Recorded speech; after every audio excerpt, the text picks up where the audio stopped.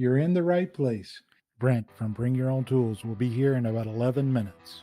If you're watching this on replay, you may want to fast forward to that point and enjoy the rest of the broadcast. If you're with us live, enjoy the countdown as we play some of the highlights from previous interviews. A lot of times, usually when people start out on YouTube or when they're building a YouTube channel, they'll feel like their energies, if it's a scale of 1 to 10, they'll feel like they're at like an 8 or a 9, and they'll be like, whoa! But then when they actually watch themselves on camera, it's actually more like a 2 or 3. It's really kind of sad because I didn't get involved even when he was doing the noodle boards. He pretty much did all that. I did everything in the house so that he could stay in the shop a lot. I am a little conflicted, I think. It initially started off with just sharing like my sewing machines and sewing tips and stuff like that. And then it kind of morphed into sharing the Mastering Mayhem merch items that I was making. And then along the way, I kind of shared some DeWalt tool and obsessions that I've had. Hats off to Ira. I mean, I can't imagine doing it with small kids. That's a lot of work. Well, this is a little chaotic, so. My part really didn't start until Live Edge started. When we started Live Edge, I don't know, I felt different about everything. It felt real to me. I think everything started feeling real to him, after the first few months because he was in the shop. It didn't really feel real to me until Live Edge started. And now I see this as my future too. I don't think I'll be a teacher much longer.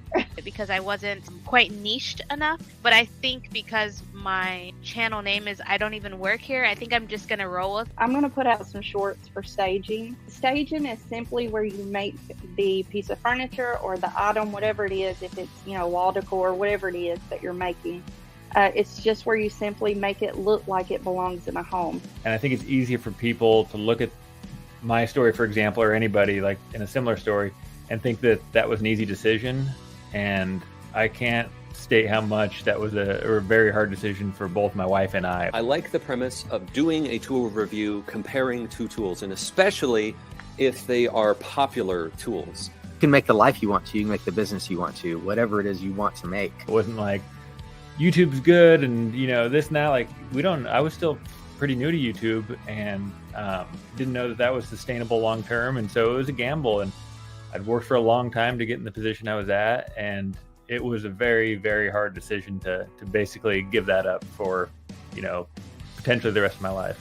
I never even considered the second channel. I just think that all of my content needs to go where I am. It's a lot of risk and fear, but moving through those deliberately. So there's a system to it, and you follow that system. So what have you learned and done to try to change? And so that's the thing I always do is it's a continuous process of evolution. Scheduling and trying to edit and get a video out, like it's really hard to follow exactly. If you do that and do it consistently, it'll generate views. Interesting. A lot of times you might see channels or businesses that are frustrated because they're not growing, and you look and you realize that for years or dozens of iterations, you look at the most recent and you go back a few years or a few dozen iterations and there's zero change. I'd like to see channels evolve into more of like a channel, like we're traditional like TV channel where you have a channel, but there's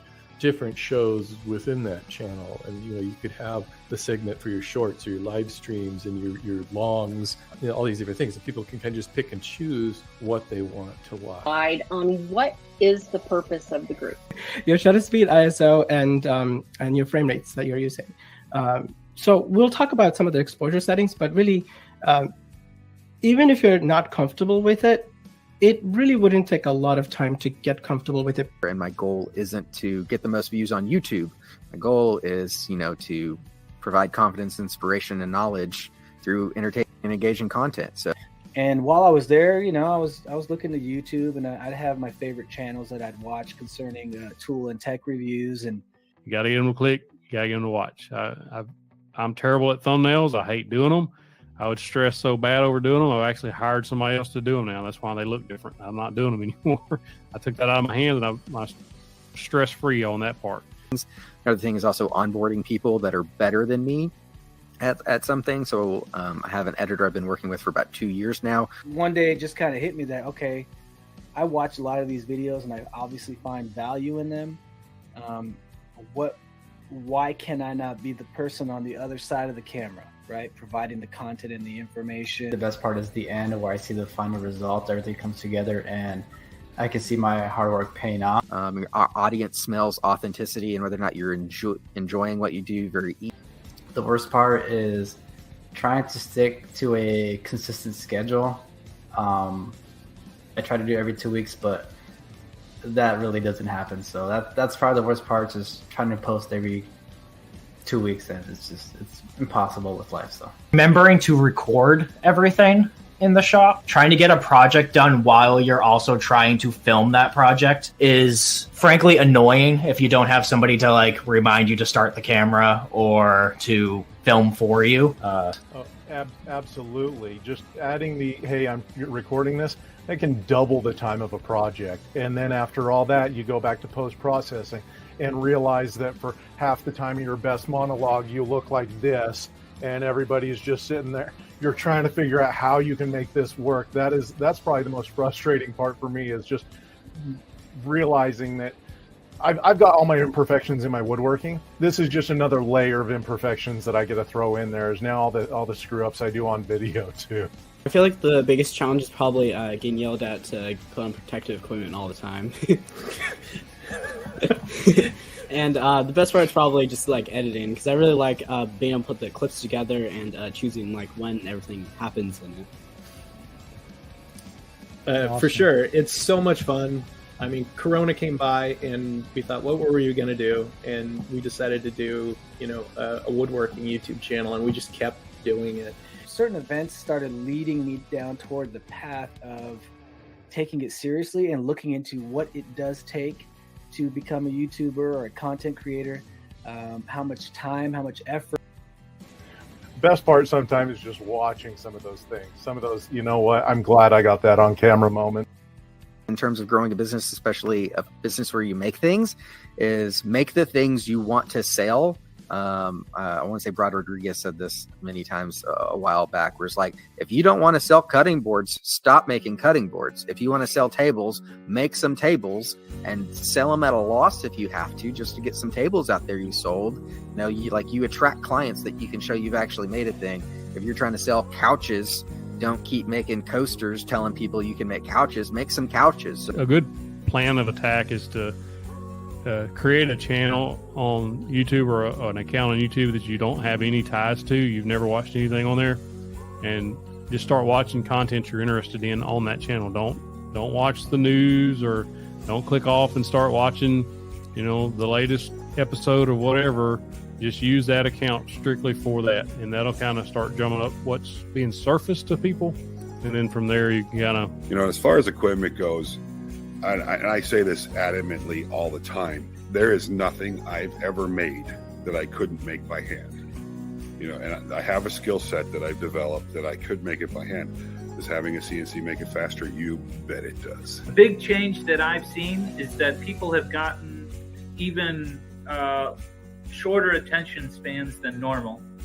So if you are going to start a YouTube channel and you're going to start recording yourself working, keep the pace really, really fast. People get bored super quick, and when they get bored, they either start tapping those arrow keys to speed through the video, or else they'll just drag the slider across the screen so that they can speed through and skip to the end and see what you've built. But if you want to engage them throughout the whole video, you've got to keep the pace really, really fast. Basically structure your channel so that you generate more views. They watch one video, they're going to watch the next, the next, the next. If you look, and you can tell the difference I can see it in my analytics. I can see it in the way my channel's structured. The first thing that I would recommend to anybody, and this of course applies to any niche that you're looking to start a channel for, is before you even take the first steps in terms of researching and all that, which we'll talk about in a second, I would have a really honest conversation with yourself about what you're looking to get out of the channel and what your expectations are. T-minus 10, 9, 8, 7, 6, 5, 3, 2, Liftoff. Hey, welcome everybody. I'm glad you made it. Appreciate you being here. We have another great guest tonight. We are woodworking YouTubers. We are not just woodworkers. We are not just YouTubers. We accept everybody. We want people that want to be successful on social media. We want people that want to make things, whether it's out of wood or metal or whatever the case. Even if you want to make epoxy river tables, we take all comers. We are here. We want to make Monday nights great. So appreciate you being here. Remember that the chat is where it's at. And I want you to talk it up with each other, talk it up with us. Let us know what's going on. To help me identify what you're directing towards us, please put a Q in the beginning of your chat if you have a question for our guest or for me. And please put a M if you are celebrating a milestone, whether that milestone be something on YouTube, a YouTube milestone, or something in your personal life. We like to celebrate with you. And I expect if Make with Jake shows up, he will be celebrating surviving another Monday because that's what he always puts. So I appreciate that. Let's bring in our guest. Now, our guest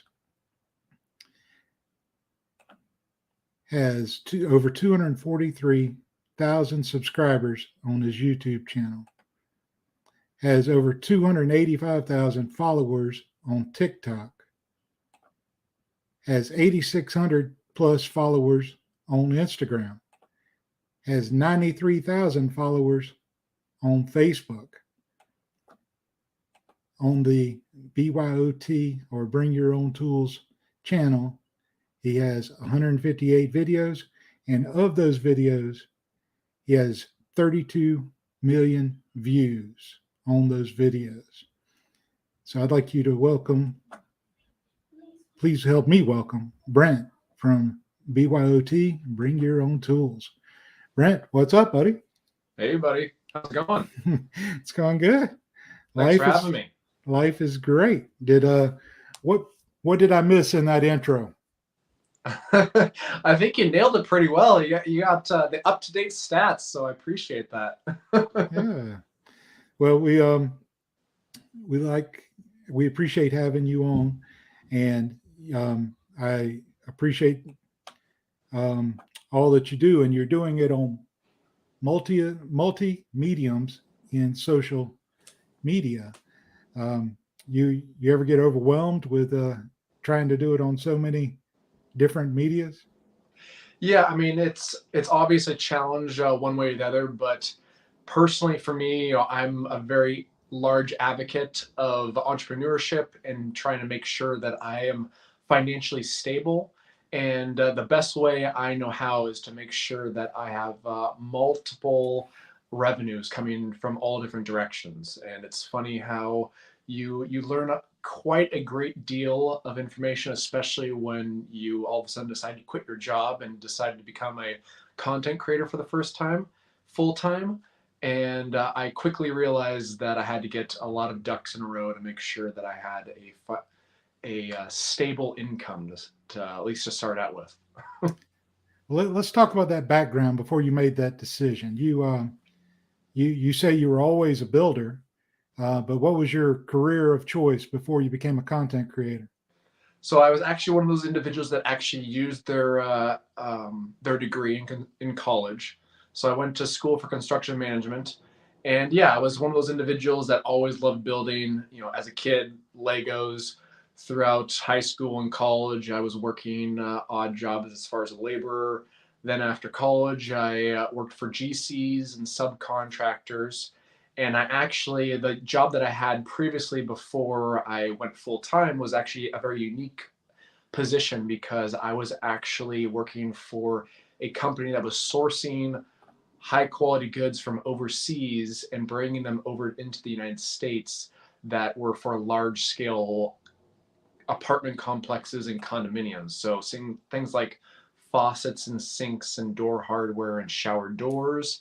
I would be in the middle of nowhere, China, and actually visually inspecting those facilities and bringing over products to the United States, which is kind of a unique endeavor because not many people get to see that side of the world.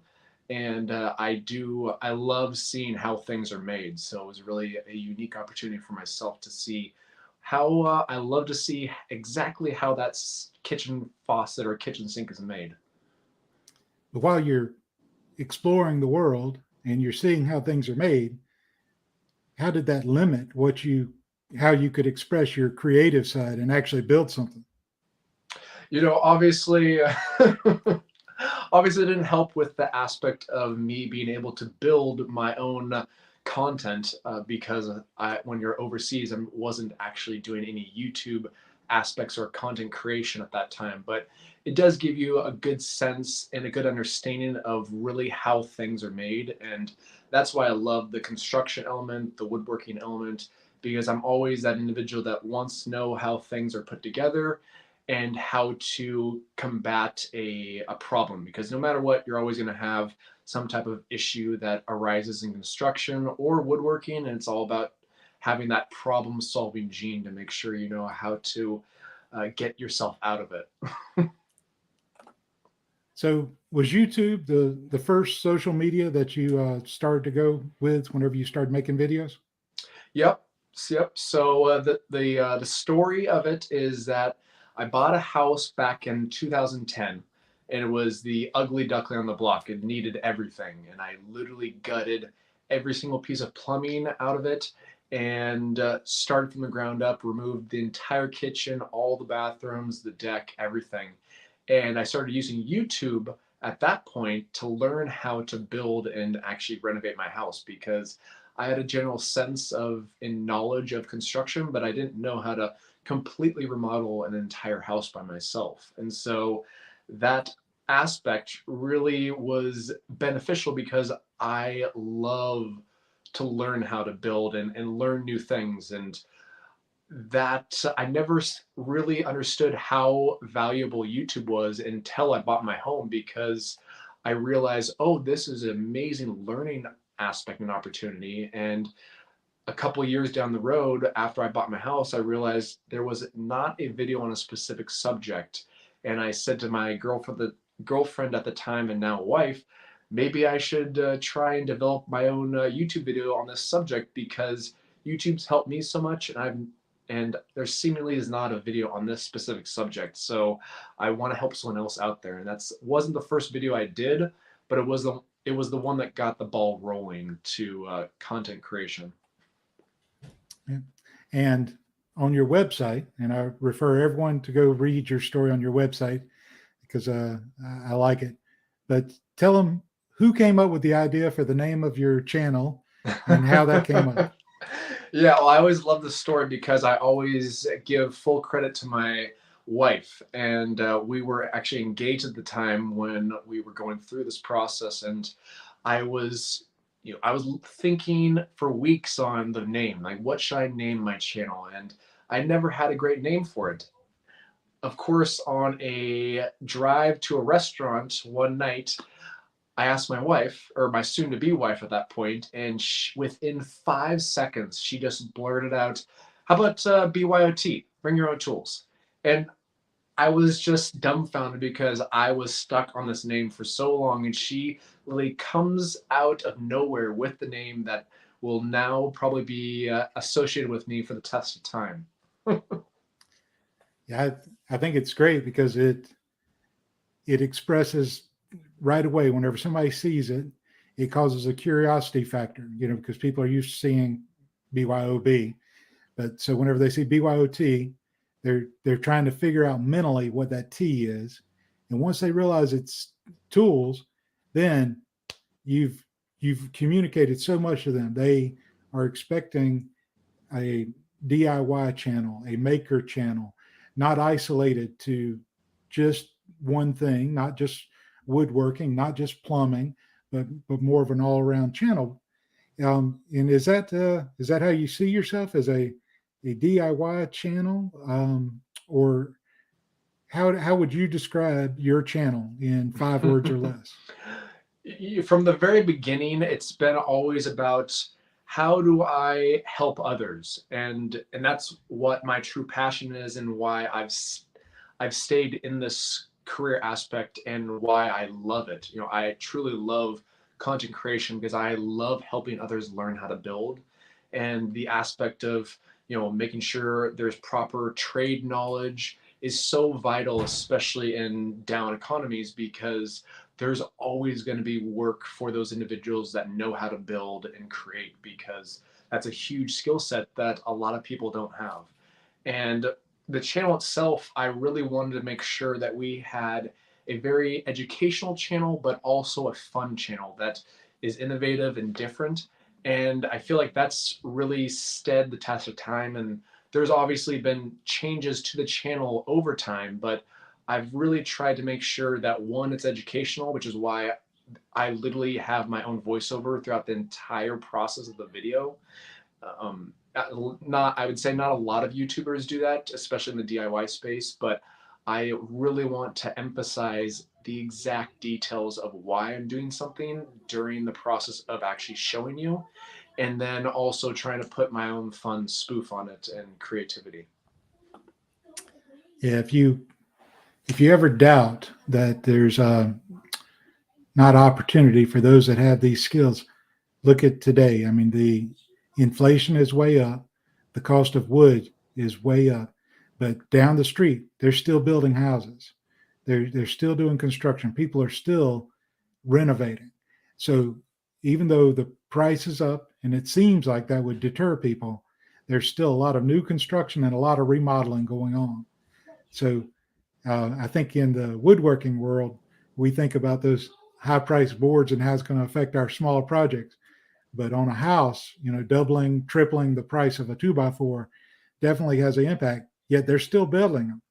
So I think you have a lot of reason to a lot of reasoning there in your statement.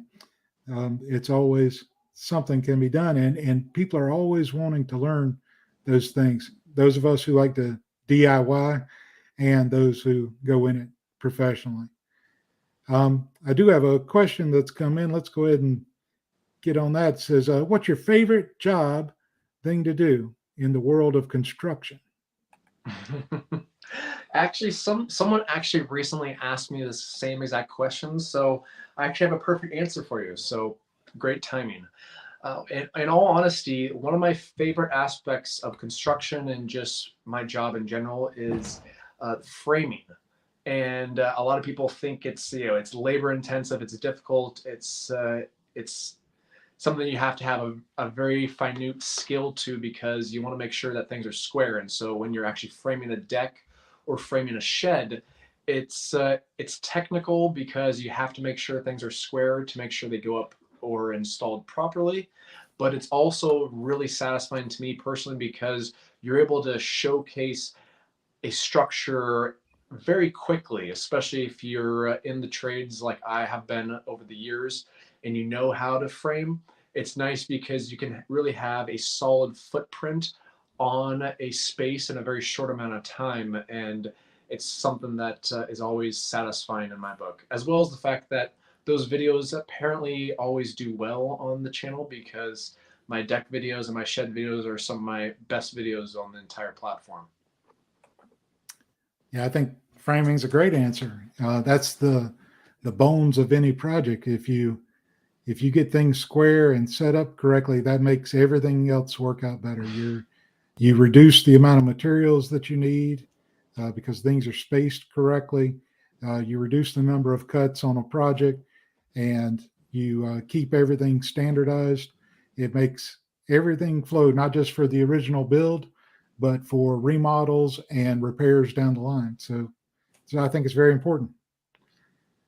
Let's see. So you got onto YouTube and you got your channel started, and you started doing well at it. At what point did you expand to those other social medias? Well, in all honesty, it's a good question because I've thought quite a bit about it. And I would say, you know, from the very beginning, I had a Facebook page, I had an Instagram page. I never really took them seriously. in all honesty. My main focus, and especially when trying to do the type of content creation that I'm doing, especially for the most part, it's a one-man shop, as in I'm doing the video editing and the voiceover and the work and the videographer. So as of right now, I am a one-man shop, and that's hard to try and do all of that, get a video out, and then push that onto so many different platforms. So I didn't really take Facebook and Instagram very seriously until recently. I'd say when I hit but the first one that I really took seriously was TikTok. And when COVID hit, I really wanted to make sure I was trying to help others out there, and I started actually doing Quick Tip Tuesdays on my YouTube channel, and they just bombed. They just did horribly. I could go in the analytics and I could actually see that I was losing subscribers from my Quick Tip Tuesdays that I posted on YouTube. And so I've said, okay, well, I'm not going to do those on YouTube, but I'm going to start doing those onto TikTok. And that was right when COVID first hit, and I really wanted to do some short form content where it was more precise little DIY quick tips. And then I started posting those onto TikTok, and they just exploded. And that was amazing into itself, because I've never seen that amount of viewership and followership in a very short amount of time. And that was amazing. TikTok is one of those things where I enjoy it, but it's not my passion. And the fact that you don't really get paid very much from that aspect, other than potential sponsorship deals, that deterred me a little bit away from that aspect. But recently enough, to give you a bit of more insight onto Facebook and Instagram, is that I am one of those individuals that just is constantly going, always building, always trying to figure out the new project to actually build. And me, my wife, and our 1-year-old baby girl, we all got COVID about 3 months ago, and we're all fine, totally healed up. We didn't have too much of a drastic infection, luckily. But of course, when we had COVID, I couldn't go and work for anyone else. I couldn't actually work around my house because I was too lethargic and couldn't do anything. And so with me being me, I was like, what can I actually do with my time here? And I started posting reels on Facebook. And those exploded, and they're still exploding. It's truly remarkable, because within 2.5 months on Facebook, we've generated over 70 million views. And I just could not believe how much viewership we could generate from that, as well as now, luckily, some monetization associated with that, which has been really valuable, and in the future could be life-changing. So it's really amazing to see how much people are very, very interested in the DIY home improvement aspect, because all I'm doing is shortening my long form content and putting it onto Facebook and Instagram and TikTok. And that's really amazing to see such an amazing growth over a short amount of time.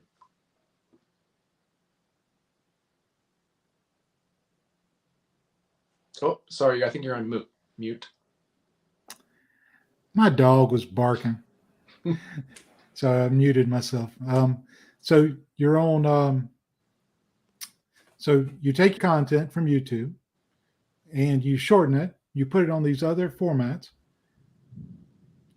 What's the secret sauce? I mean, something's, what do you leave in? What do you leave out? What's the presentation method? What have you found that drives success on those other formats, even that might exceed what you've had on YouTube?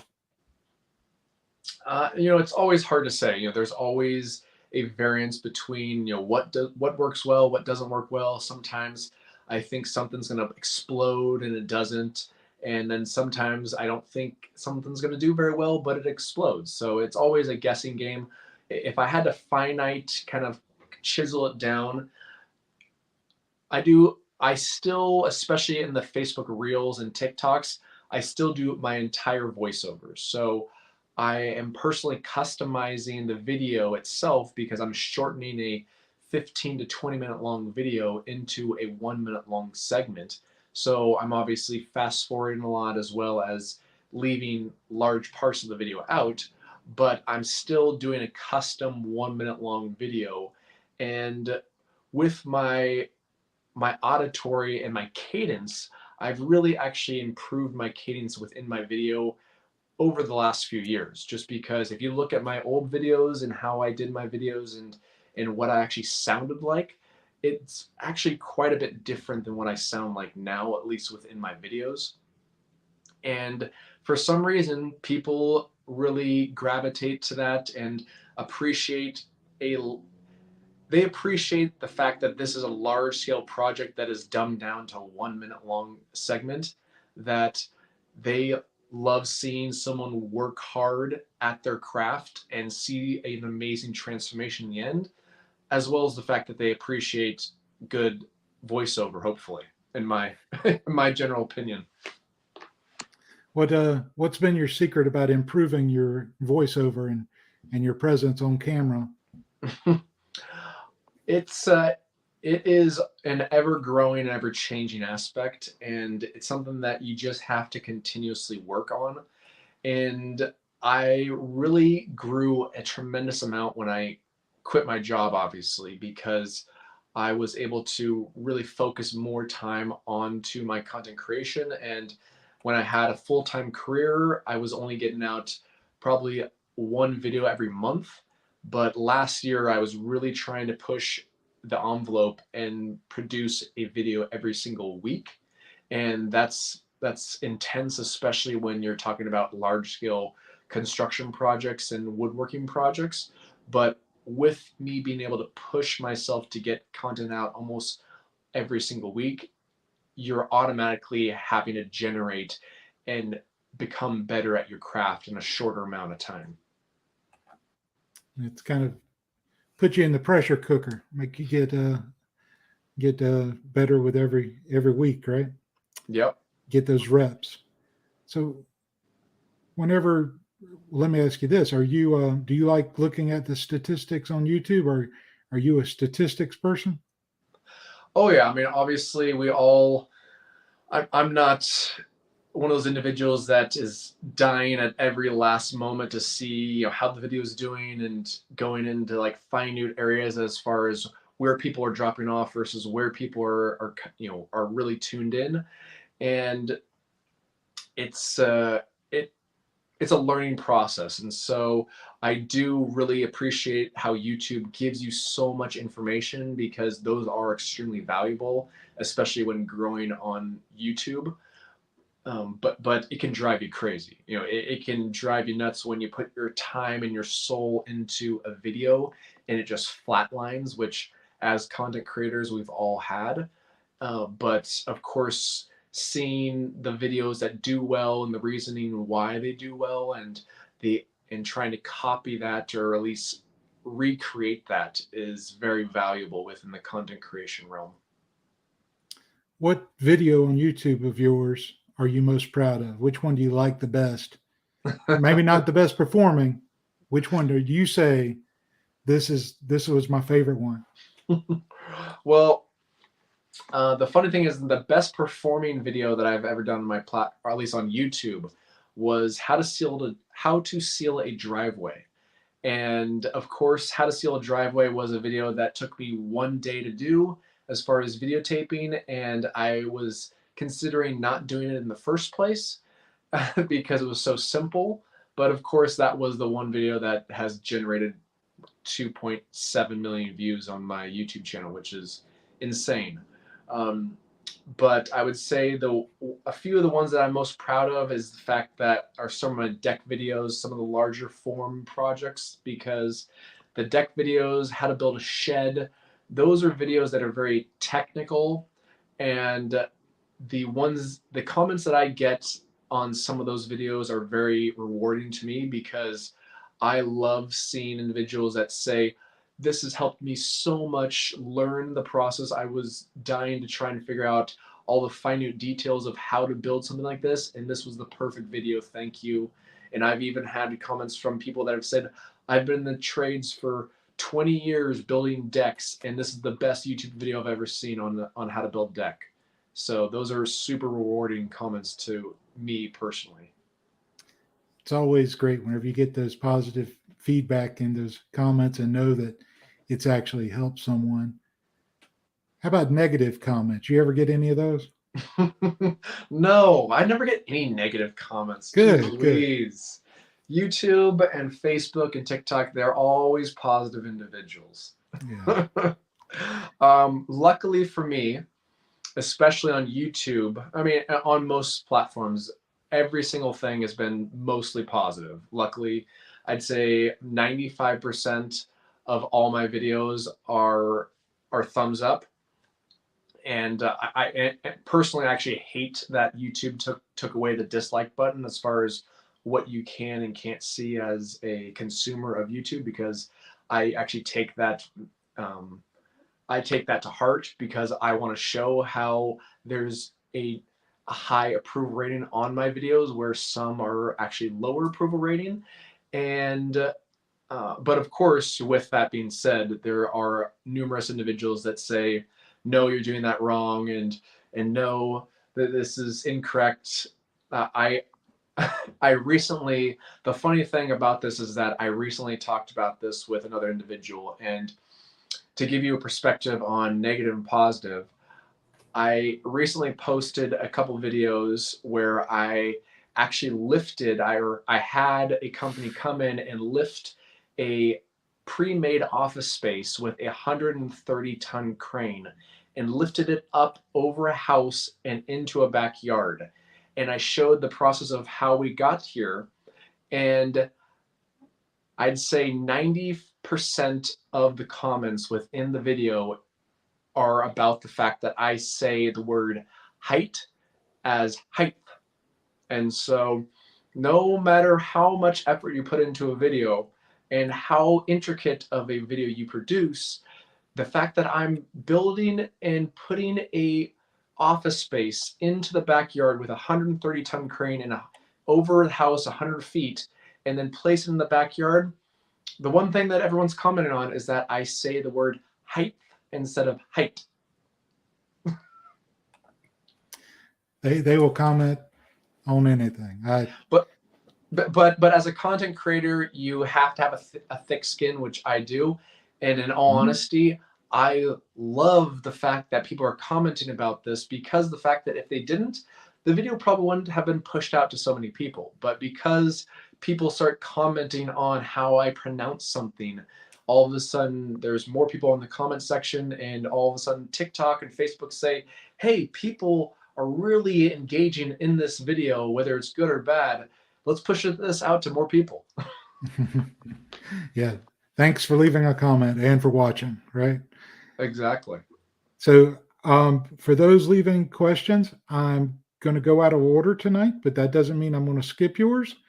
I just want to ask this question now. So what other avenues of income do you create in your empire?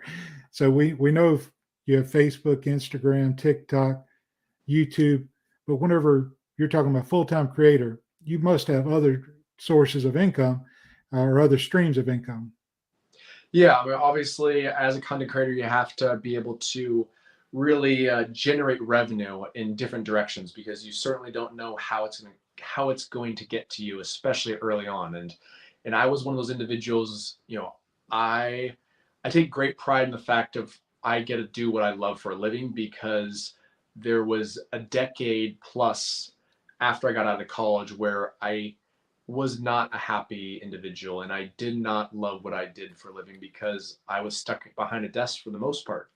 And so after I quit my job, I really became passionate to be able to figure out how to generate revenue in different ways, especially with the fact that, of course, my wife told me she was pregnant with our first child 1 month after I quit my job. So that really pushed the envelope of like, okay, I really need to make sure if I do this full time that we're generating enough for our family.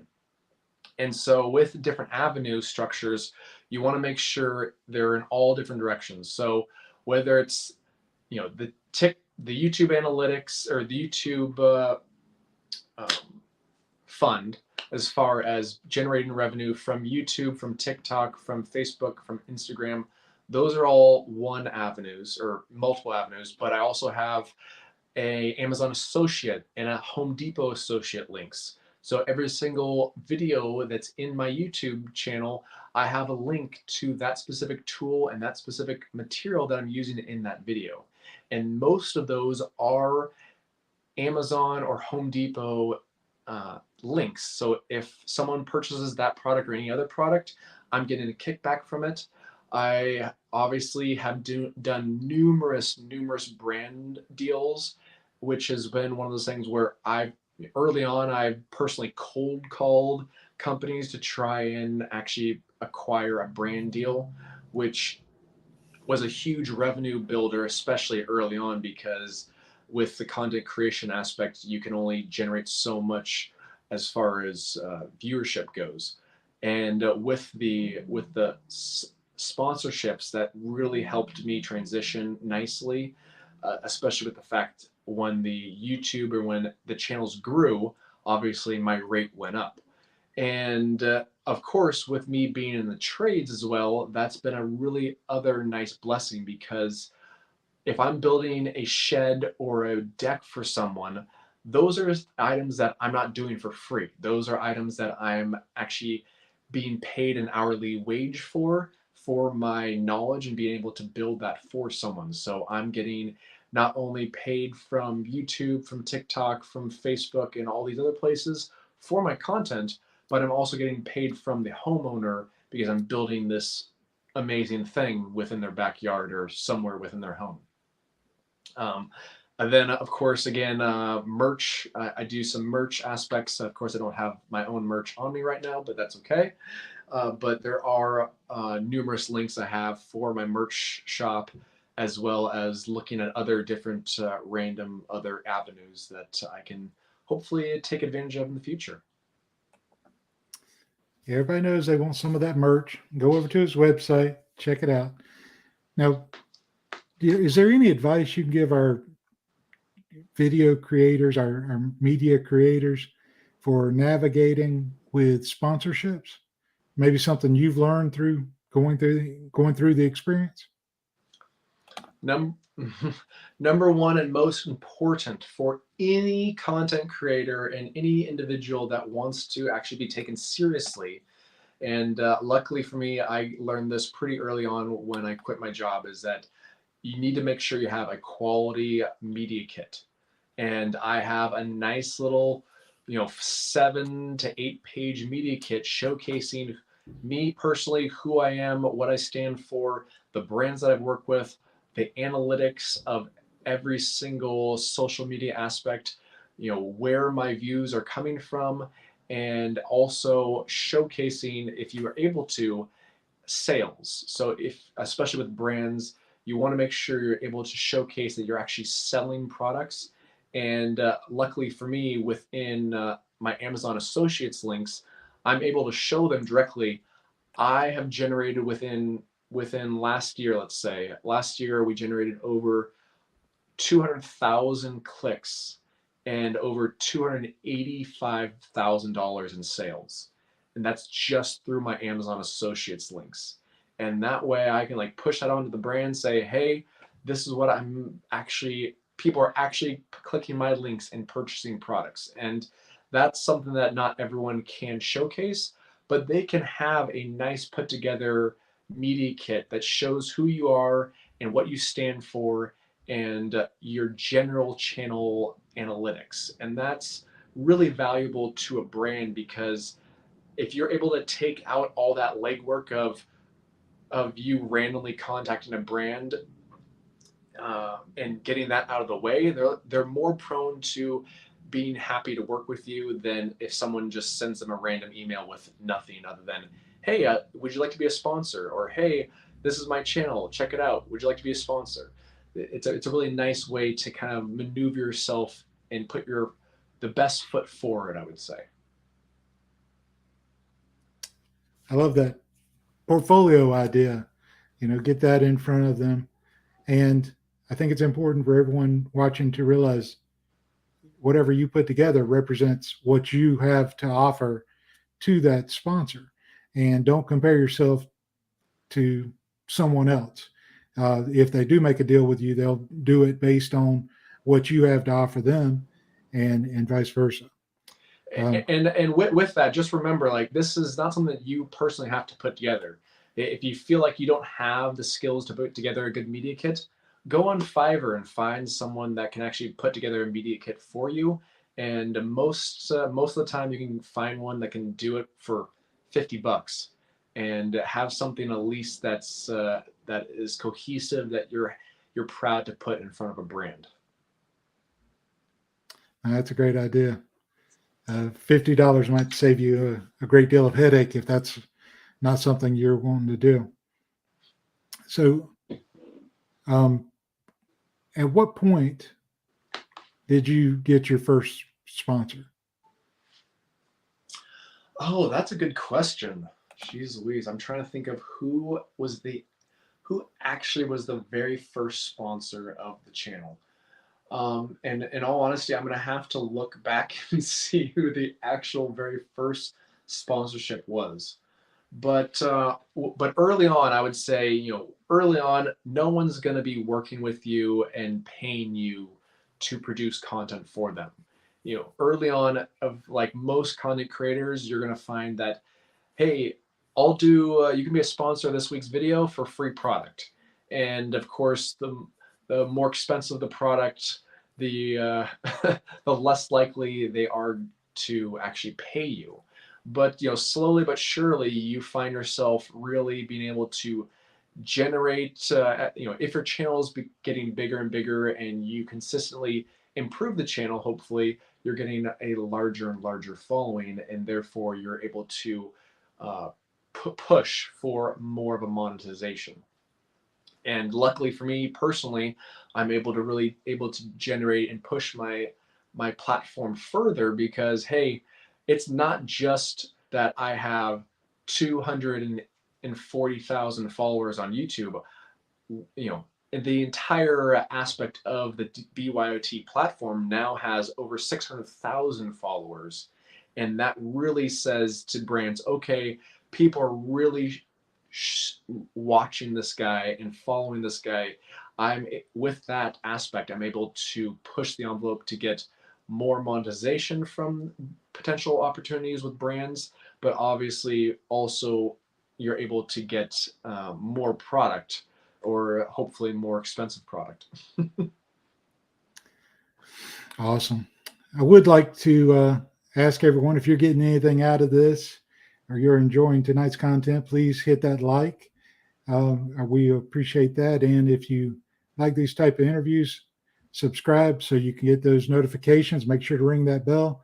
Next week, we will have the Wood Whisperer. Mark will be here at a special time.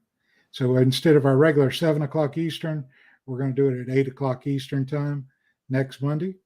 So I appreciate everyone who is here tonight and watching it on the replay. Let's get to our next question. What is your favorite epoxy color? Oh, the favorite epoxy color. Yes. There's so many.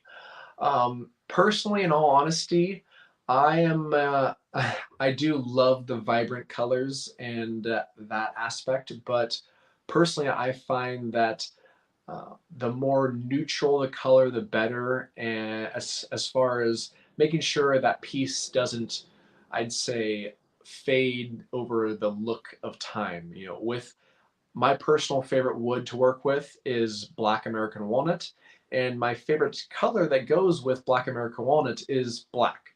So the epoxy that I actually pour in most of my Black American Walnut projects is going to be a dark black pigment.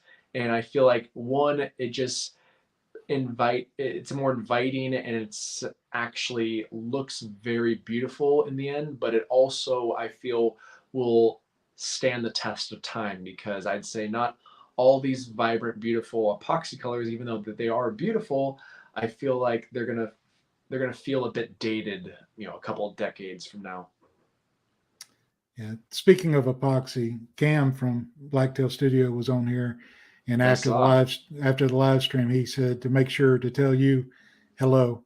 But Yeah, you no, were Cam's a good guy. He's a fellow Pacific Northwesterner like myself, so we gotta stick together and support each other. But Cam is a great guy and amazing channel. yeah. So but yeah, we were talking about how the lighter colors will yellow or amber according to who you ask, I guess. Let's get to our next question from R.A. Charlie Guy, who always has good questions. He says, I seem to mirror your path as I am a construction manager, site supervisor, and wanting to do my passion of woodworking full time. Can you go through your thought process in doing that? It's very scary. How would you recommend somebody go through that It's transition? extremely scary, especially if you have a family. And I I still to this day remember the feeling of in bed with my wife the next day going to give my 2-week notice to the company that I had put my soul into and had to say goodbye to after 3 years. And it's heart-wrenching at that. I still remember how heart-wrenching it was that I had to give my 2-week notice to something that I really didn't feel like I wanted to, but I was being pushed to do something. And when I quit my job, it wasn't because content creation was a full-time career. It was more about me getting out of a bad situation and wanting to do something for myself and on my own. And the really being able to push yourself to that point, and you have to have the right mindset and to be driven. And everyone talks about you gotta be a hard worker, and you gotta always be grinding. And yes, that's true, but that the one thing that a lot of people don't talk about is that you have to continuously learn and build upon yourself, because if you don't do that, you're never going to grow as an individual, and you're never going to be your full potential. And if you're stagnant in a position, whether it's woodworking or not, you're never going to really, I personally feel you're never going to be your full self, and you're never going to be truly successful if you're not continuously learning and building upon yourself. And my platform really, it's hard just because I love woodworking, and I really wanted to be one of those individuals that's just the DIY woodworker that's being creative, that's building unique different things. And RT, we met at Workbench Con. Well, the first time I went to Workbench Con, it was back in 2020, right before COVID, or right when COVID was first hitting. And I still to this day remember how I was on a Y trajectory where I could go more the woodworking route, or I could go the construction route. And I did at that time have videos that were doing well in both avenues. One of my most successful videos is how to build a walnut dining room table. And that was woodworking, and that has over 1 million views, and it did really well.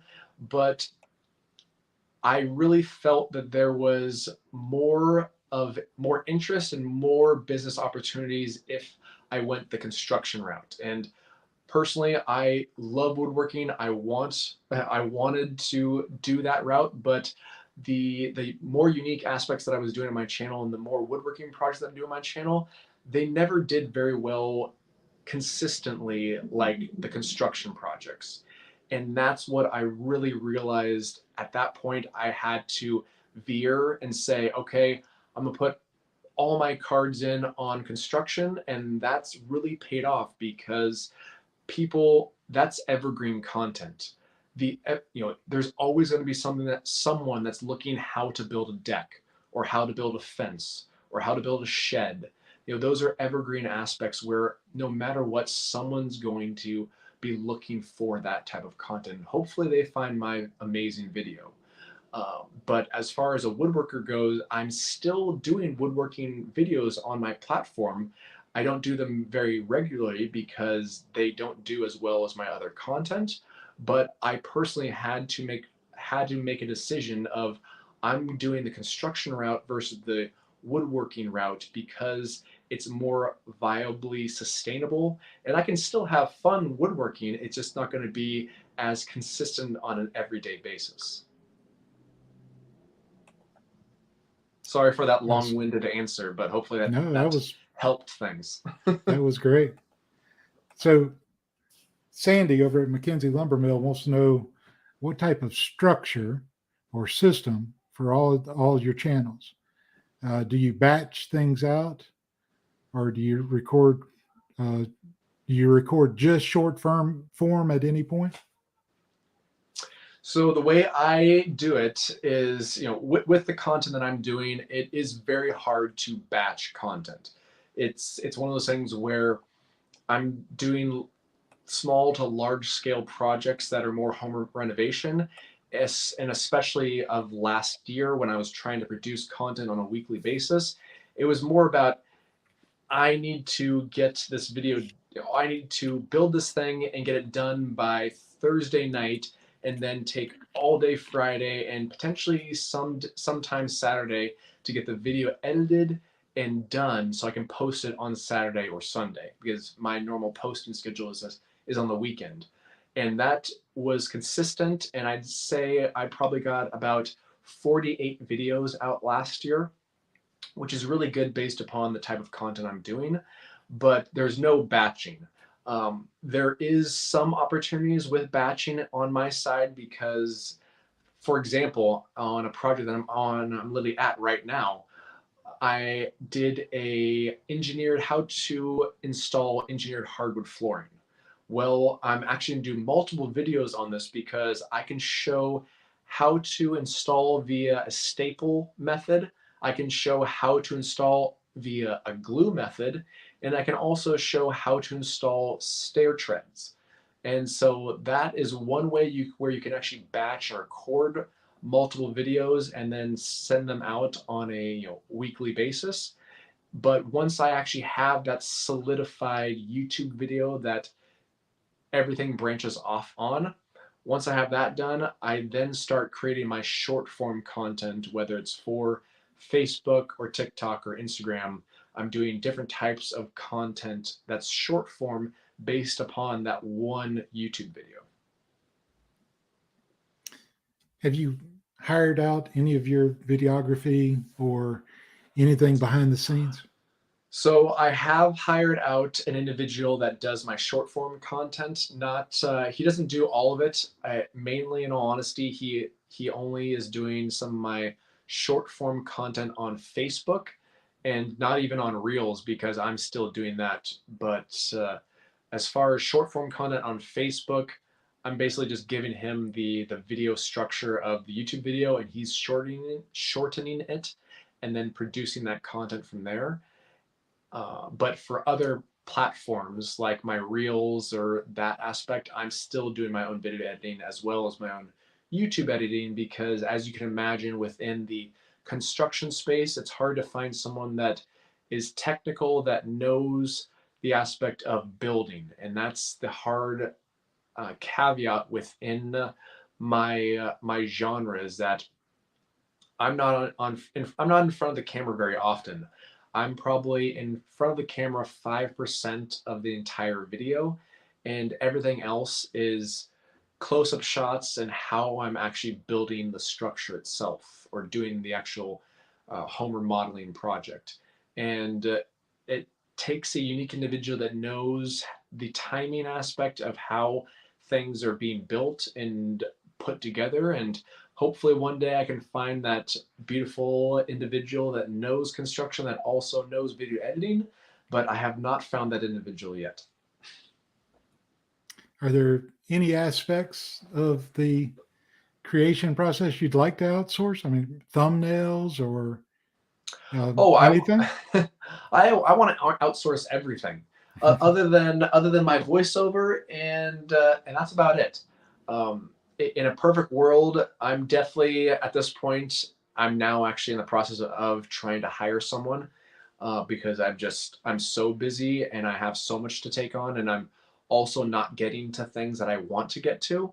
So I know that's a hindrance on my part, and it's hard as an entrepreneur and as a content creator to give up things when you've done them for so long.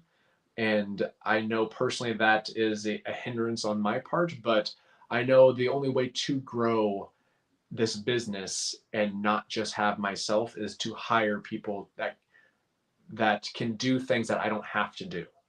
And with Mark Rober is one of my all-time favorite YouTubers, and he still edits his own videos.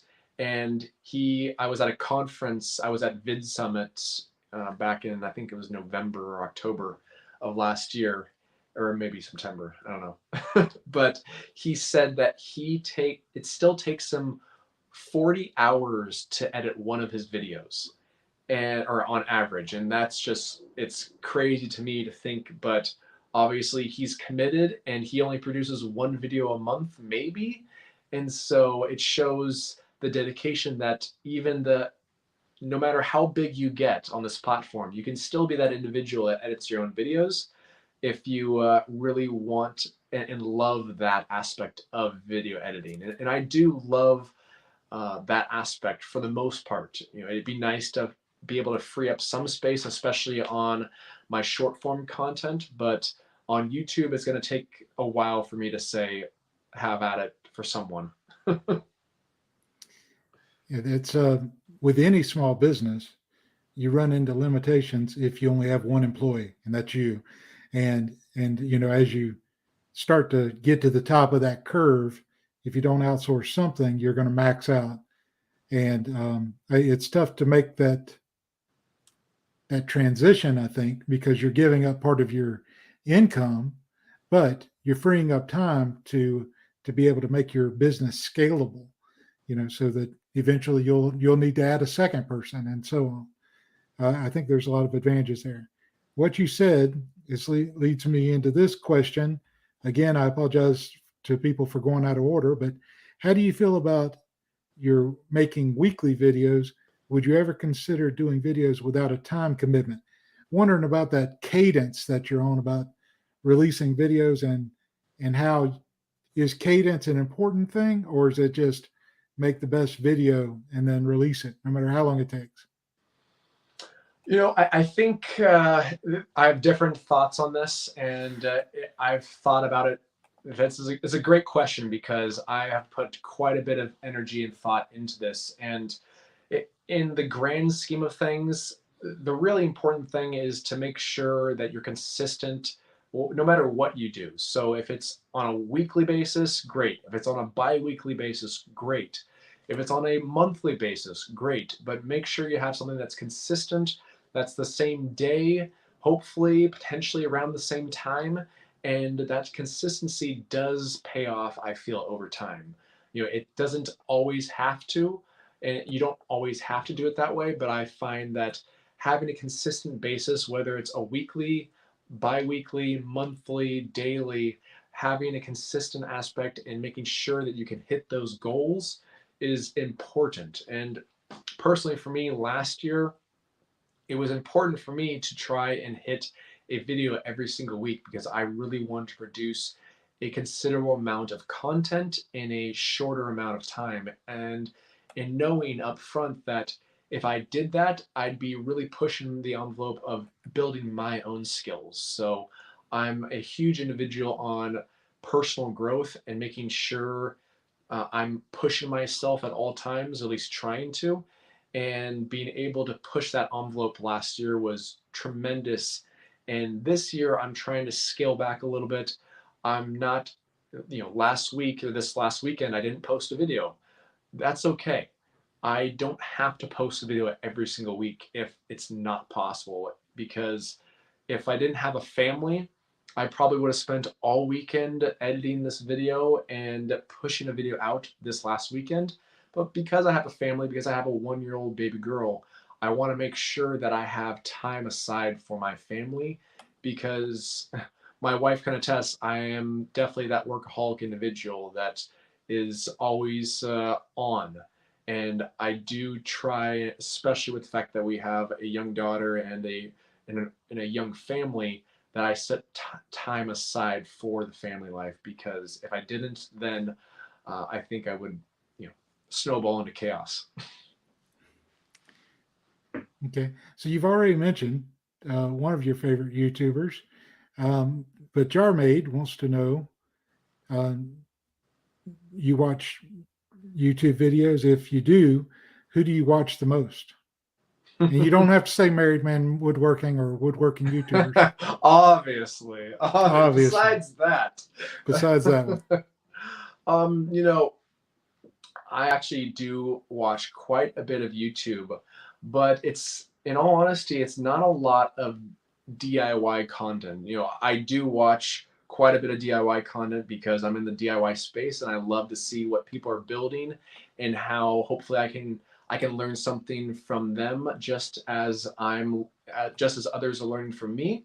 But as far as like fun other channels that I watch, I love Project Farm. I don't know if you've ever watched it, but it's basically an individual that showcases different products every single week and testing different brands to the nth degree to see which brand is actually best, whether it's a tool or a material or a product. That's one that I always tune in every single week. I love movies, and I love the channel Corridor Crew. They do an amazing job at actually really going in depth to special effects or stunts and so forth, and I always find that really interesting. And I've been really into learning more about history, especially past history, especially with the pandemic, especially with what's going on in Ukraine and everything. I really am interested of learning from the past, because I feel like, 100 years ago, we had a very unique aspect of this is what a pandemic looks like and this is how people deal with it. But after a generation or two, you tend to forget what happened in the past. So I'm really interested in learning more about history in general. That's awesome. Yeah, I think a lot of us who watch YouTube, we don't watch channels just like ours 24 hours a day. So we need to watch some other things, but know what's in our environment as well. Yeah, I mean, obviously I can go into depth as far as the individuals like Cam and Chris from Glimpse Inside, like you've had recently on. Like I've watched numerous videos from those individuals, and Lincoln Street. I saw he was a part of this live stream as well in the past. So I've watched all those individuals as well as the Woodworker and so forth. And I don't think I need to go into too much detail on that, since a lot of people on this platform, I'm sure, know those individuals very well. Mm-hmm. All right. Well, I will. John from Lincoln Street asked a question, but before we get to John, let's hit a milestone. Justin Woodwork says, "Thanks for sharing my video on the keychain." Okay, so Justin is made me this keychain, and he made a video about the keychains that he's making. It's of the great state of South Carolina. And after he made that video, I shared it on Facebook. You are welcome, Justin. Congratulations on your video. Keep making them, buddy. You got this.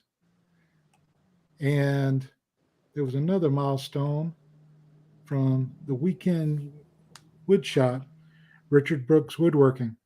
I am now only 12 subs away from 500 overall.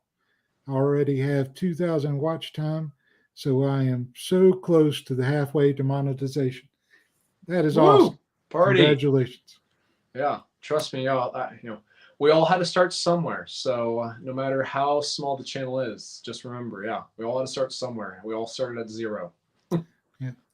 Matter of fact, this channel, Woodworking YouTubers, just passed 2,000 watch hours, and we're at 418 subscribers, I think, before this started. So if you haven't subscribed, now's a good time. And if you haven't hit that like button, you might as well hit it now. But back to John from Lincoln Street, he says, "Where do you see the business going in the next 2 years?" Good question, John. Really good question. There are numerous avenues that I could foresee journeying down. And the one thing that really got me thinking about this question was actually Vid Summit when I went there a few months back, because one of the presenters there said, they basically dictated saying that, what's the next step? What is the next thing? What's going to get you to that next place? And with me being a business-minded individual and trying to make sure that I'm providing for my family, but also always growing. And I feel like I'll always be that individual that loves YouTube, that always wants to do extremely detailed videos on how to build. But I obviously do realize that I don't want to put my body, what I'm doing right now, I don't want to do it for my entire livelihood. And trying to mitigate that and really realize, how can I push the envelope in different directions? I have plenty of time to really push the envelope in different circumstances. And what I would say right now is that I'm developing a few different series that I want to potentially produce onto YouTube or pitch to a potential TV aspect. I've actually been interviewed a couple different times for a couple different TV shows, and I haven't actually gotten one yet, but it's nice that people are actually contacting me about TV shows in the futures, because who knows, I might be one of those individuals on HGTV and so forth. But I'm thinking of other types of YouTube channels that are still within that DIY space, such as I want to show the entire process on how to build a house. What we spoke about earlier about the fact of me in my previous position going overseas and actually showcasing how something's made. I love the aspect and thought process of going to Home Depot and showcasing simplistic aspects of how this screw is made, how this 2x4 is made, how this sheet of plywood or drywall is made. And I think those are fun aspects and ideas that I might be very interested in the near future, because it's a way to not only be able to produce content in different ways, but I'm also not pushing a physical toll on my body every single day. Hopefully that answered a little bit of a question. Yeah, thank you. Let's go to a question by Everman Builds. I appreciate all the questions, guys. You've done great tonight. Everman Builds is Jack, and he's over at the UK. He made this a while back, and that was a gift from him. So he says, what is the most important statistic for you to qualify a video as successful? If you know a particular topic may not get the dollar return you want or need, would you still make it at a loss leader? And then he sent a clarifying remark to that says, if you see this at the time as the question, statistic is not just a YouTube statistic, but it could be associate clicks, purchases, sponsor revenue, or arbitrary comment targets, etc. So back to his original question, what's the most important statistic to you? And would you make a video even if you knew it was going to be a loss?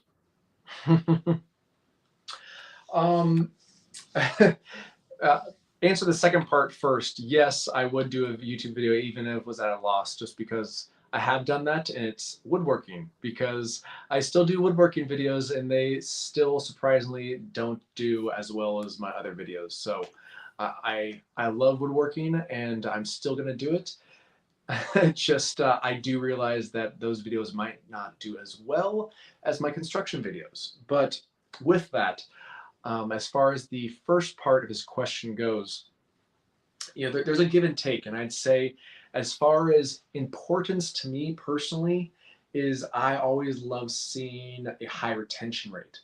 And you do have to also realize, based upon how long your videos are, the retention rate is going to differ. And so for me, you know, my videos these days are very long. You know, I'd say long in the DIY realm, and I'd say for my videos, the majority of them are between 15 to 20 minutes. And if I get a video that's 35 to 45%, that's a great retention rate for a very detailed DIY video, because not only one, does that mean that people are engaged and watching, but it also means that it's more likely that YouTube's going to promote it down the road. Because especially as individuals that have a smaller channel, if you have a good retention rate and YouTube eventually sees that, they're going to promote it. There's been videos that have had good retention rates early on and did not explode for longer than a year. It's crazy to see just a video just slowly build views and then all of a sudden explode, because all of a sudden that algorithm hit and YouTube recognized that people are more likely to watch this video longer than another video, and they will promote it most of the time. Yeah, so retention leads to YouTube showing your video to more people. Yeah, I mean, it makes sense for any platform. That they're, whether it's Facebook, YouTube, TikTok, Instagram, it's all about how can we keep the audience on our site longer. And so if they see that you are more likely to watch YouTube longer, then they're going to promote your product and your channel to others. Because if they see that that person's watching that video and might watch another video and has a high click-through rate, hey, they're going to promote it even further. So it's one of those things where I really love the aspect of not only helping others to learn how to build, but with the aspect and the analytics to showcase that, of saying, hey, people are tuning in for hundreds of hours or thousands of hours of watch time within a month period on my platform. And that's really beneficial to me, because I love knowing that people are learning how to build via BYOT. I want to remind everybody, next week we are going to start at a special time. It'll be 8 p.m. Eastern time, and the Wood Whisperer is going to be on as our guest. Let's get to our next question. Knowing who your audience is and connecting with them is important. You have any advice for other channels on that subject? It's that is a good question and an age-old adage, but I think with that, the age-old adage of being yourself is always important. And the funny thing is, especially recently with the fact that we just had our 6-year anniversary on YouTube, which was March of 2016 when I started the channel. And in that very first video, I said, in all of my videos at the very end, I say, this is one beautiful, sexy beast. And that very first video, I had beautiful, sexy beast in the video. And I never knew it was going to be my tagline at the end of my videos, but that one video led to another, and it was just kind of a natural thing that I said at that point. And I feel like just making sure that it's you and it's a personable aspect that you are to your audience. I think the audience can tell if you're not a genuine individual and you're not genuinely like that on camera. So being true to yourself, as well as, again, always improving upon yourself. And that's the most important aspect I say to any individual that's trying to be a content creator, is to always try and improve. And I do something that I personally look back at content 6 months ago, a year ago, and if I don't personally feel like I cringe a little inside because it's not a high enough quality for what I want, I feel like I need to improve something. Because you should always continuously try and improve your content. And that's really how you grow as a person, as an individual, as an entrepreneur, and with, especially as a content creator, making sure that you're consistently trying to improve upon yourself and building new skills to make the channel better and better is key for longevity. So part of what you do is you have these contracted jobs out, and you take those and you make videos as you do them. Now, does your ability or interest level in a project to make a video about it ever influence the bid that you put on the job, or whether or not you agree to go do some work, and you say, yeah, nobody wants to see that. I'm not interested in doing it. I'm not going to take the job? Or is it, that's money to be made, here's what I'll do it for, and I'll come do it?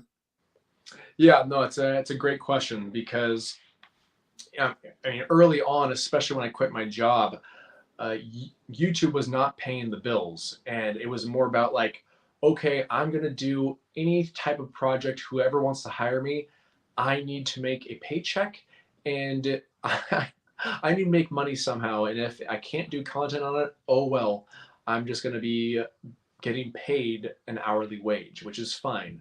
And that was fine for a while, but I made a executive decision last year, the beginning of last year, that I was not going to do any type of content creation, or I wasn't going to do any type of project unless it was content related. So that made a really big difference on my own time, as well as being able to produce content on a weekly basis, because that way I knew no matter what, that project that I was doing, it was content related. So I knew no matter what, I'd be able to get a video out that week or the week after that.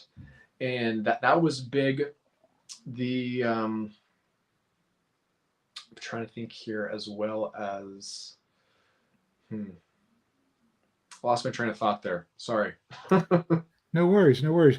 So it kind of plays along with R.A. Charlie Guy's next question.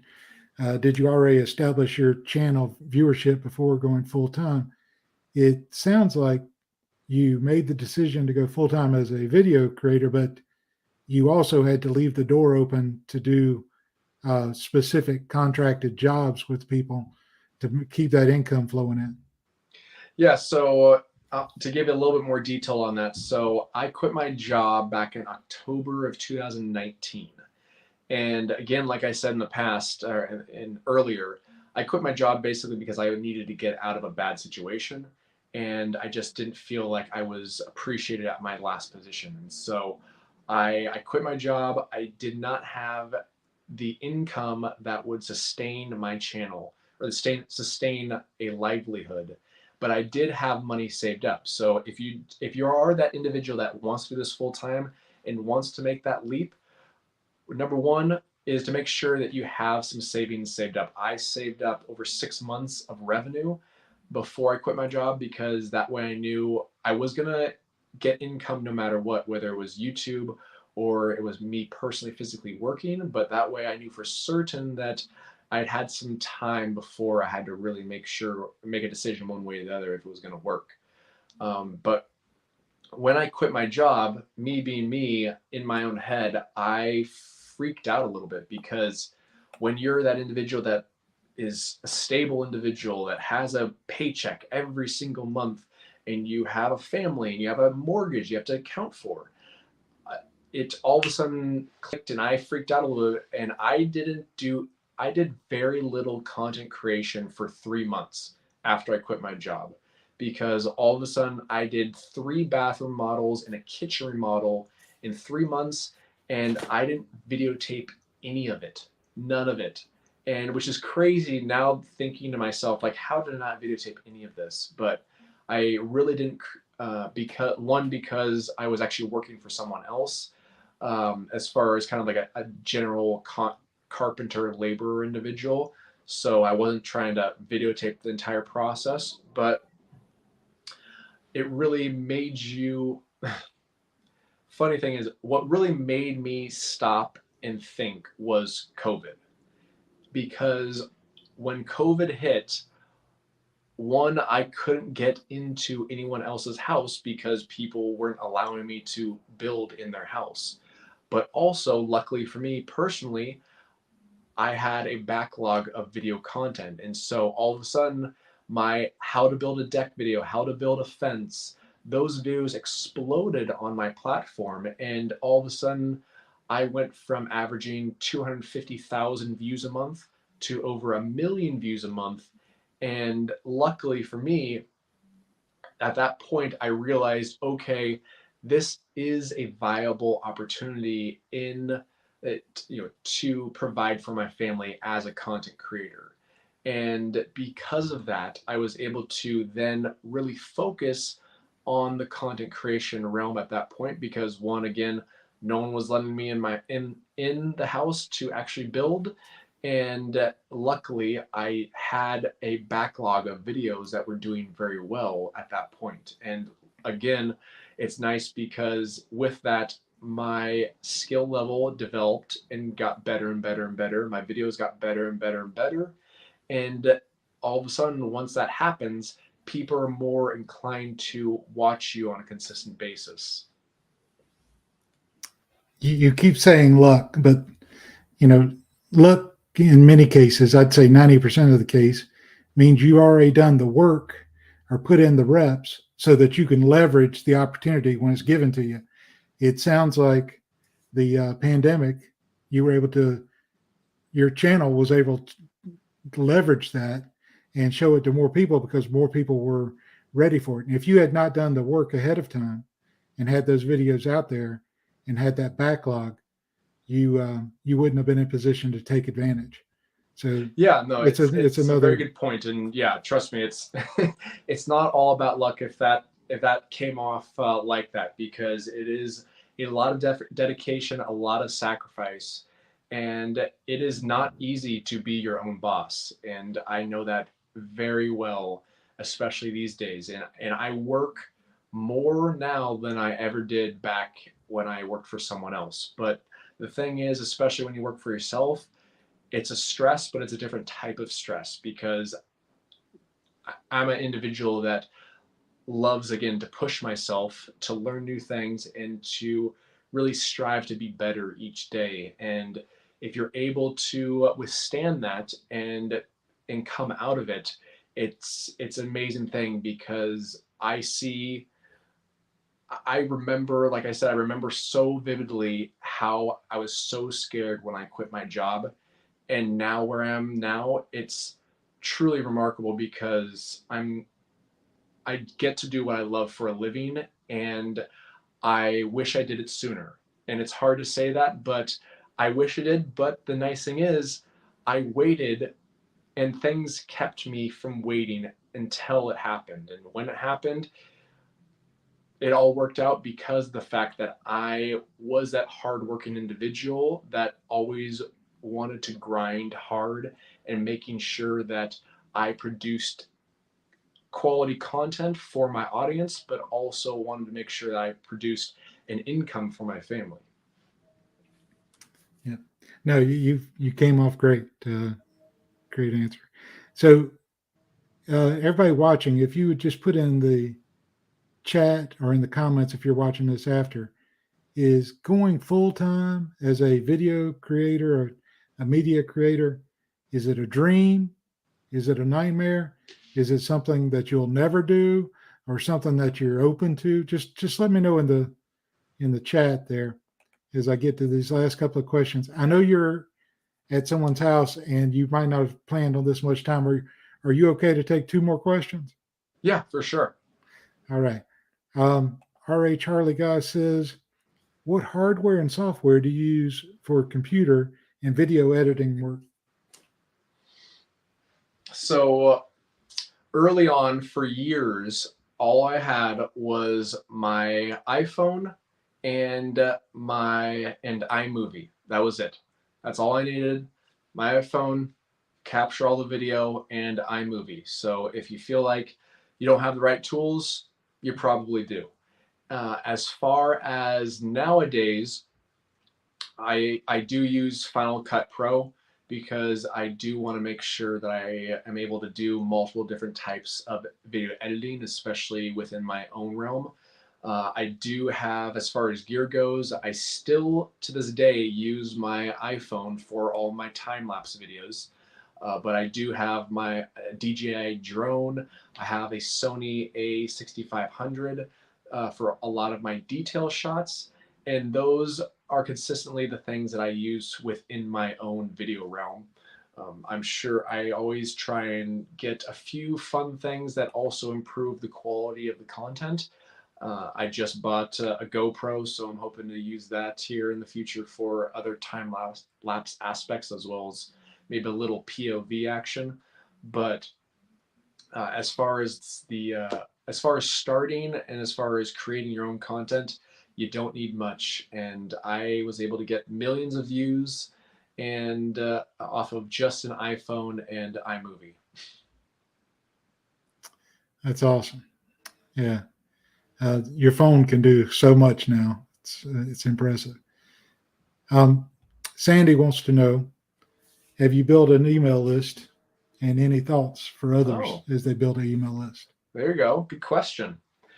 So I have started that. It's one of those things where I don't, in all honesty, take it very seriously at this point, but I do see the benefit of having an email list, especially in the future when BYOT becomes bigger and bigger and bigger. I want to make sure that those individuals that are really dedicated to the BYOT platform are on an email list. And so with that, on my actual personal website, which is BYOTools.me, there's a little pop-up, and if you want to be a part of the email list, feel free to do so, because that is a good thing not only for you personally to have, but to actually also in the future showcase that to potential brands, because brands do love to see that you do have an email list. And if it gets to a point where it's a substantial email list, that can generate some high revenue streams in the future, because the larger that list is, the more beneficial it's going to be for you monetarily as well as to your audience. That's awesome. So the response is several people are wanting to go full time. It's a dream. That's what they're working for. Got one or two that says they'll never go full time. John from Lincoln Street says only if you talk him into it would he go full time. And so it's the whole realm there of different ideas about full time. I think and trust me, there's no wrong answers with that. You know, if you want it just to be a fun avenue and a fun realm for you to be able to express your creativity, more power to you, because I know how much time it takes to create content. But as an individual like myself, it's just it has to be in you. And if you want to be a content creator, it's one of those aspects of it's building inside of you, and to make sure that you can't do anything else. You know, you always have to be creating and building. And if you're able to, and you want that dream, you know, you consistently have to grind and become better at your craft. And like I said previously, it's all about building upon yourself and your skill set. I'm a very big avid individual on personal growth, and the aspect of me where I have zero video editing experience other than one high school video editing class in my past. And I am where I am today because of the passion that I have inside of myself, as well as determination to always be learning new skills. That's awesome. Thank you for being here. So other than YouTube, Facebook, Instagram, TikTok, and your website, is there anywhere else they can find you, Brent? You know, those are all the big platforms. So again, I appreciate you guys all being a part of this. If you do want to note in there, if if anyone is interested in seeing a media kit, my personal media kit, I can send that to any individual over here. So if you want to include I'll comment in this comment section after this live stream and leave my email. It's just BYOTools@gmail.com. And if you want to see what a professional media kit looks like, especially if you want to do this full time and work with brands, I know how valuable that is and how important it is. So please feel free to reach out to me, because I'm happy to help those individuals out there that are still early on this stage, because that's why I love this community, this content creator community, especially in the DIY space, because everyone's very supportive of each other, and people early on helped me, and I want to be able to give back in other ways, any way that I can. So if I have the time and I have the opportunity, I'm happy to do it. Well, thank you, Brent. If it's all right with you, I'll drop that email address in the description, and they can grab it there no matter when they come to the video, and we'll take it from there. Thanks everyone for being here. We do have a new outro video tonight, so if you want to stick around and watch it, feel free to, and keep sharing comments with each other. I appreciate you being here, but I hear my wife calling. I got to go. And I think it's easier for people to look at my story, for example, or anybody like in a similar story, and think that that was an easy decision. And I can't state how much that was a very hard decision for both my wife and I. You know, I still do some from time to time now. Okay. And what led you from that into video creation on YouTube? Boredom. It wasn't like YouTube's good and this and that. Like I was still pretty new to YouTube and didn't know that was sustainable long term, and so it was a gamble. And I'd worked for a long time to get in the position I was at, and it was a very, very hard decision to basically give that up for potentially the rest of my life. It's really kind of sad because I didn't get involved even when he was doing the noodle boards. He pretty much did all that. I did everything in the house so that he could stay in the shop a lot. I am a little conflicted, I think. It initially started off with just sharing like my sewing machines and sewing tips and stuff like that. And then it kind of morphed into sharing the Mastering Mayhem merch items that I was making. And then along the way, I kind of shared some DeWalt tool and obsessions that I've had. Hats off to Ira. I mean, I can't imagine doing it with small kids. That's a lot of work. Well, this is a little chaotic, so. My part really didn't start until Live Edge started. When we started Live Edge, I don't know, I felt different about everything. It felt real to me. I think everything started feeling real to him, after the first few months because he was in the shop. It didn't really feel real to me until Live Edge started. And now I see this as my future too. I don't think I'll be a teacher much longer. Because I wasn't quite niched enough, but I think because my channel name is I Don't Even Work Here, I think I'm just going to roll with. I'm going to put out some shorts for staging. Staging is simply where you make the piece of furniture or the item, whatever it is, if it's, wall decor, whatever it is that you're making. It's just where you simply make it look like it belongs in a home. I never even considered the second channel. I just think that all of my content needs to go where I am. Mostly. I was living in Charleston. This was back in, we're talking 2013, March 19th, 2013 was when I posted my very first video.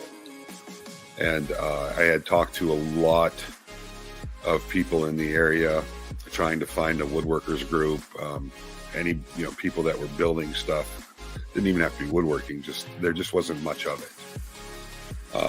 So a friend of mine suggested making videos on YouTube to reach out to other, meet other woodworkers, reach out to other people who were building things. And so I started checking it out, and that was really cool. I saw, back then it was Steve Ramsey, Mark Spagnolo, Lainey Shaughnessy, and of course Matt's Basement Workshop, and they were kind of those are really the four guys. I call them the four fathers. They're the four guys that really started the woodworking DIY thing on YouTube. Those were the guys that started it all. And then there was Matthias Wandel and John Heinz came along. And about the same time, Jimmy DeResta had started his thing, Bob Claggett, and I started about the same time, roughly within a year span there. We all started right around the same time, and it was just fun and exciting. I put a video up. It was the worst video that's ever been posted to YouTube. If you're hard on your videos, go check out my very first video ever. You won't feel so bad, I promise. But people commented, and I was interacting with them, and I took like another 2 months and I put up another video, and it happened again. People were, commenting and talking, and I really enjoyed that aspect of it. And at those points, I was watching a lot of YouTube. It was ridiculous. I had done a lot of fishing because I had a lot of free time. So I've been fishing and watching YouTube videos. And I kind of saw that there was this gap in the market of things that, just these in the industrial side of making or furniture or other things, you tend to see a lot of things that you don't see in the DIY side. And there's a lot of adaptations that I saw that were possible. So I took a lot of my knowledge from that side of the world and kind of adapted it to the DIY and just started doing a lot of crazy and wild things that people hadn't seen before on equipment that wasn't designed for it, but it works. And we got a lot of people saying that's not safe, that kind of, and they don't really understand. They didn't have a good grasp on the physics of what I was doing. I've had them different times throughout the course of 14 years for different projects and different things that I'm working on. Right now, the team members behind the scenes all have to do with my online courses, but everything else, as far as what I do for my channel, it's just all me. Doing the research is not necessarily going to be the fun part, right? And we had Mr. King on here a couple of weeks ago. He was talking about the research he did before he released a single YouTube short. Well, the research he did led him to putting together a video less than a minute, but there was many, many hours of research before that, but it led to 5 million views. So research can be very important. This is counterintuitive to a lot of the suggestion out there on YouTube where everybody says, just hit record. Just go out in the garage and hit record. And your viewpoint seems to be different than that. What do you say to those people that say, just hit record? I'm glad you brought it up, RT. There's a lot of, I call them talking points that have manifested themselves for whatever reason in the how to grow space. The just hit record is probably one of the ones that drives me the most insane. You can go out and just hit record, but again, set your expectations for what you think the output and the end result is going to be. You get out of things what you put into them, and you may get lucky and you might catch a unicorn, but I'm going to bet 9 times out of 10, if you just go out and you hit record, you don't do any research, you don't have a plan, you don't have a rough script, you don't have a target audience, you don't have value that you're looking to provide. Again, I just think you're setting yourself up for unneeded frustration when a little prep and work up front can pay extreme dividends in the end. And you don't get a do-over when you post the video. Once it goes out into the interwebs, it's done. And you can't go back and redo the same topic right away because then you look like a goof. Authenticity is something that I strive for all the time. I always try to just be myself. But everybody always says that. They always say, well, when you're on camera, just be yourself. But as soon as the camera goes on, you're never really yourself because you're always aware of the image that you're projecting, and then you're going to refine that further when you're editing it. At best, I think most of us are only, at best, maybe 80 to 90% ourselves. There's always that part that's carefully curated. Am inspired by this guy. It's a little not fair because he does have a bigger, larger channel. But he has a smaller woodworking channel that's done pretty well this past year as well as in 2020. And his name is Robert Dunn. His channel is called Underdone, and he's hilarious. I think he is one of the best people in front of a camera in our space. His bigger channel is a car channel. I'm not going to kind of focus on that. But Underdone, he has made a handful of videos this past year, not nearly as many as he made in 2020, but he still racked in quite a few views. Especially, he had some videos over 100,000, some over 500,000. And what I really want to emphasize with Robert Dunn, even if you watch his Aging Wheels channel or Underdone, his woodworking channel, is his confidence, relaxation, and charisma. And it might come naturally to him, but I believe that everyone can work on charisma, and they can look at someone like Robert Dunn and get inspired how to... And as far as working to become more natural on camera, that's just time. You just keep doing it.